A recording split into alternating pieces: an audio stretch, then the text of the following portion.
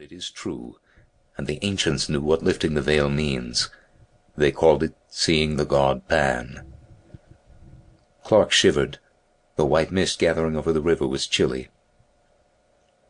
"It is wonderful indeed," he said. "We are standing on the brink of a strange world, Raymond, if what you say is true. I suppose the knife is absolutely necessary?" "Yes. A slight lesion in the gray matter, that is all. A trifling rearrangement of certain cells. A microscopical alteration that would escape the attention of 99 brain specialists out of 100. I don't want to bother you with shop, Clark. I might give you a mass of technical detail that would sound very imposing, and would leave you as enlightened as you are now. But I suppose you have read, casually, in out-of-the-way corners of your paper, that immense strides have been made recently in the physiology of the brain. I saw a paragraph the other day about Digby's theory and Brown-Faber's discoveries. Theories and discoveries. Where they are standing now, I stood 15 years ago, and I need not tell you that I have not been standing still for the last 15 years. It would be enough if I say that 5 years ago I made the discovery that I alluded to when I said that 10 years ago I reached the goal. After years of labor, after years of toiling and groping in the dark, after days and nights of disappointments and sometimes of despair, in which I used now and then to tremble and grow cold with the thought that perhaps there were others seeking for what I sought, at last, after so long, a pang of sudden joy thrilled my soul, and I knew the long journey was at an end. By what seemed then and still seems a chance, the suggestion of a moment's idle thought followed up upon familiar lines and paths that I had tracked 100 times already.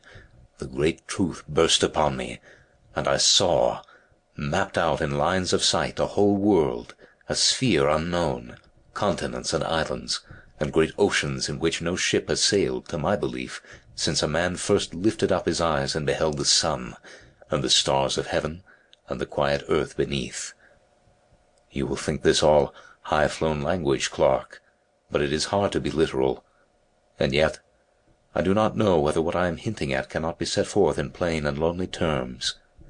For instance, this world of ours is pretty well girded now with the telegraph wires and cables.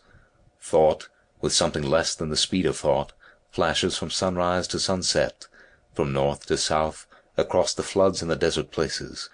Suppose that an electrician of today were suddenly to perceive that he and his friends have merely been playing with pebbles and mistaking them for the foundations of the world.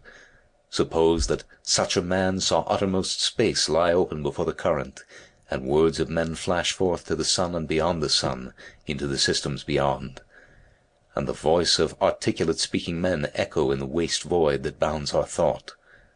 As analogies go, that is a pretty good analogy of what I have done. You can understand now a little of what I felt as I stood here one evening. It was a summer evening, and the valley looked much as it does now. I stood here, and saw before me the unutterable, the unspeakable gulf that yawns profound between two worlds, the world of matter and the world of spirit. I saw the great empty deep stretched dim before me, and in that instant a bridge of light leapt from the earth to the unknown shore, and the abyss was spanned. You may look in Brown-Faber's book if you like, and you will find that to the present day men of science are unable to account for the presence, or to specify the functions, of a certain group of nerve cells in the brain. That group is, as it were, land to let, a mere waste place for fanciful theories. I am not in the position of Brown-Faber and the specialists. I am perfectly instructed as to the possible functions of those nerve centers in the scheme of things. With a touch I can bring them into play. With a touch, I say, I can set free the current. With a touch I can complete the communications between this world of sense and— We shall be able to finish the sentence later on. Yes, the knife is necessary, but think what that knife will effect. It will level utterly the solid wall of sense, and probably for the first time since man was made, a spirit will gaze on a spirit world. Clark, Mary will see the god Pan. But you remember what you wrote to me. I thought it would be requisite that she— He whispered the rest into the doctor's ear. Not at all, not at all. That is nonsense, I assure you. Indeed, it is better as it is. I am quite certain of that. Consider the matter well, Raymond. It's a great responsibility.